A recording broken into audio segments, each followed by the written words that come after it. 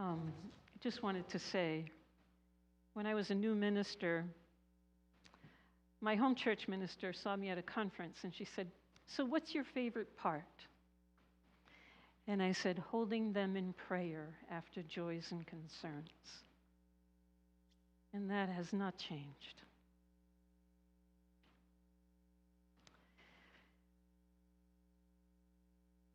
This morning's sermon is based in large part on a book by Rebecca Solnit called Hope in the Dark. She says, "People have always been good at imagining the end of the world.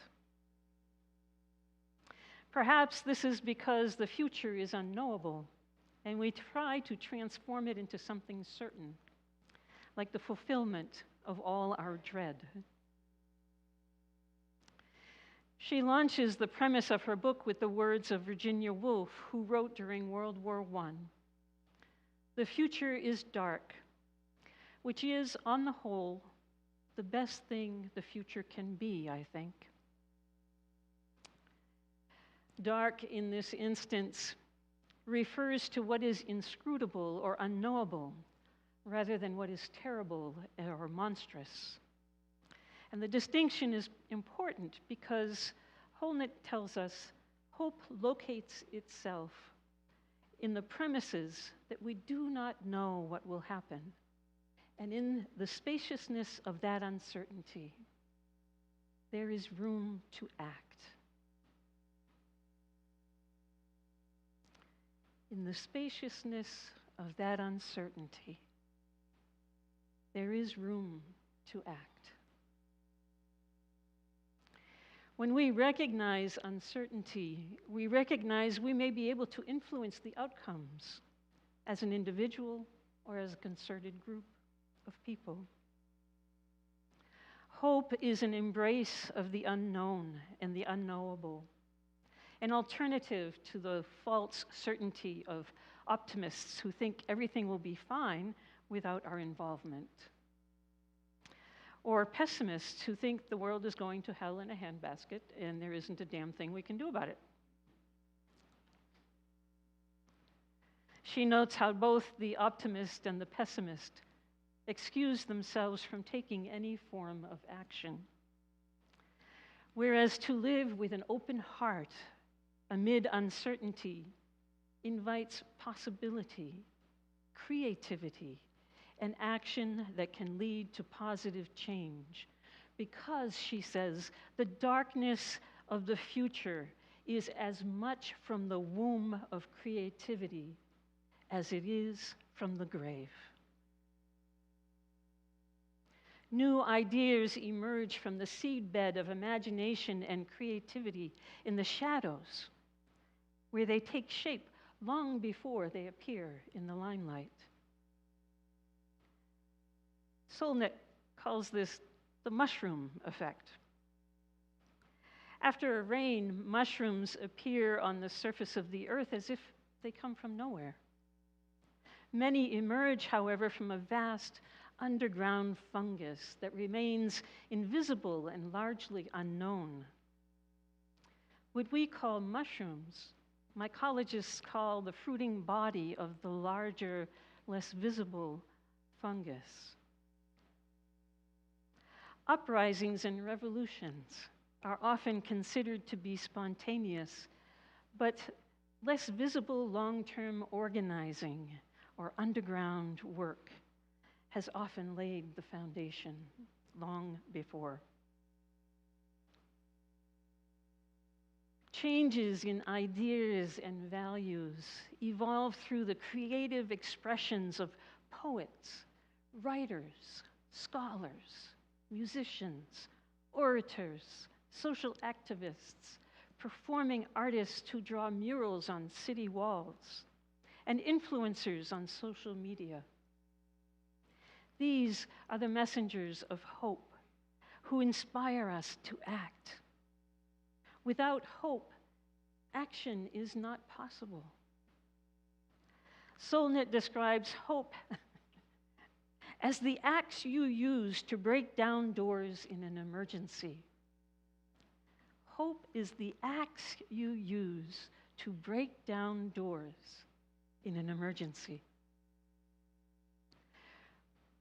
When we have hope, we give ourselves to the future, and the commitment to the future makes the present inhabitable, right? She goes even further to state, hope is a state of mind, not a state of the world.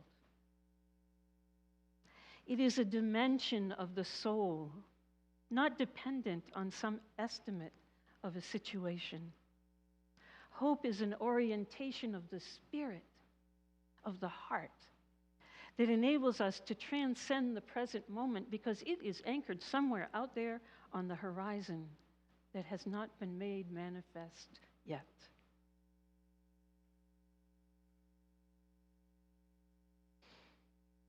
She cautions us by saying, hope is not, however, the belief that everything was, is, or will be fine.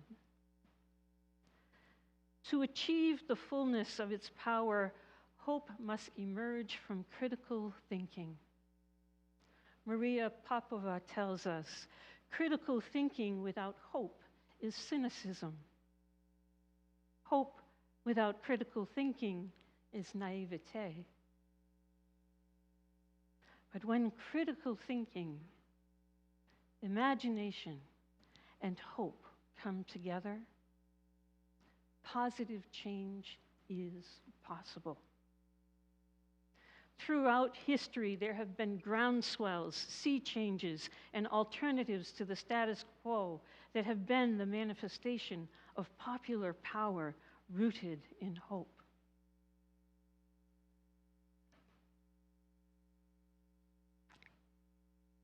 The efficacy of popular power is so great that those who wish to maintain the status quo refer to it as the sleeping giant they do not want to wake.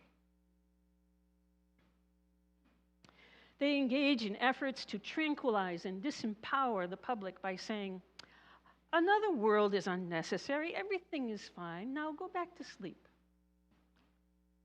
Nothing to see here. And when that no longer works, the threat of violence is used to terrify citizens, which leads to isolation, despair, and an overwhelming sense of helplessness. We all know catechisms of fear have long been the effective tools of white supremacy in promoting racism, homophobia, xenophobia, and Islamophobia. In his essay, The Optimism of Uncertainty, Howard Zinn notes, the struggle for justice should never be abandoned because of the apparent overwhelming power of those who have the guns and the money, and who seem invisible in their determination to hold on to it. That apparent power, Zinn says, has again and again proved vulnerable to moral fervor, determination, unity, organization, sacrifice, and wit, ingenuity, courage, and patience.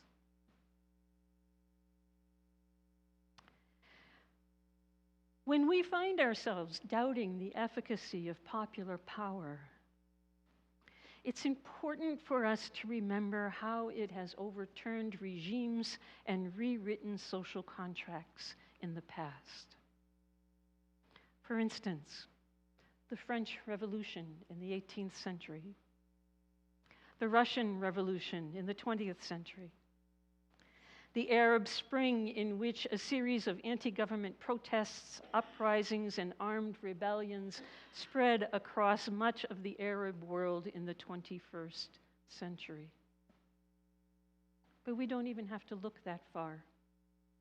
Nonviolent protests such as Occupy Wall Street, the American Civil Rights era, Black Lives Matter movement, the many iterations of the women's movement, and the LGBTQIA+ movement have all affected social, cultural, and political change in the United States.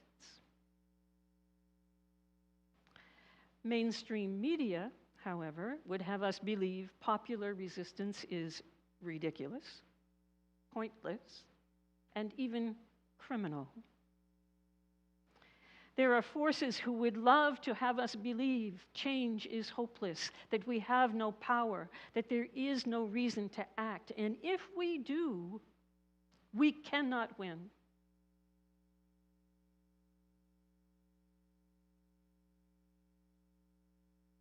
Can I say bullshit? Bullshit. Right?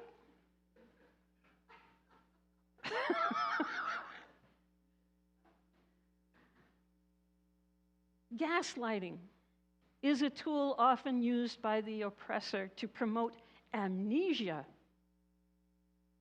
and confusion in our collective memory of any victories that may have been won through popular power or any atrocities that may have been committed to maintain the status quo.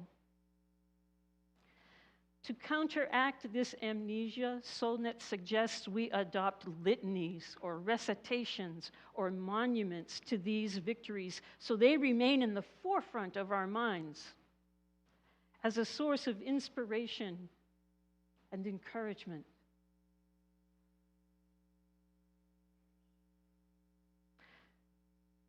She also reminds us that change is almost never a straight line. Remember Ruth Bader Ginsburg, who said the true symbol of American democracy ought not to be the eagle and the talons and all that. It ought to be a pendulum. Because when the pendulum swings too far in one direction, it always comes back until it falls somewhere in the center.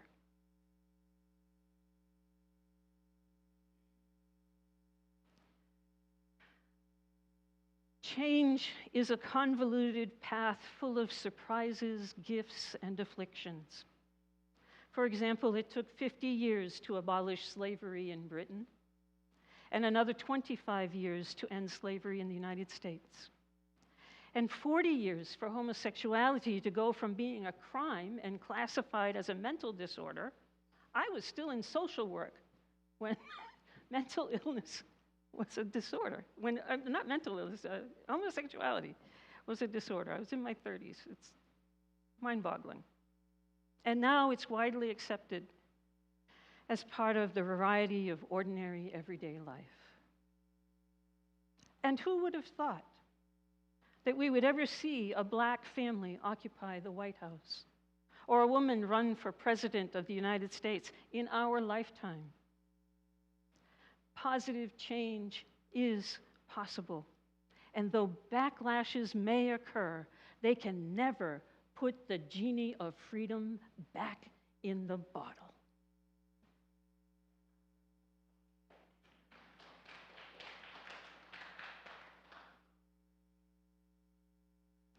Which is evidence to suggest that ideas are more powerful than guns.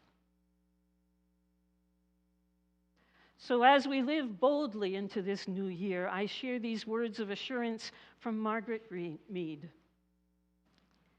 Never doubt that a small group of thoughtful, committed citizens can change the world. Indeed, it is the only thing that ever has. May it be so.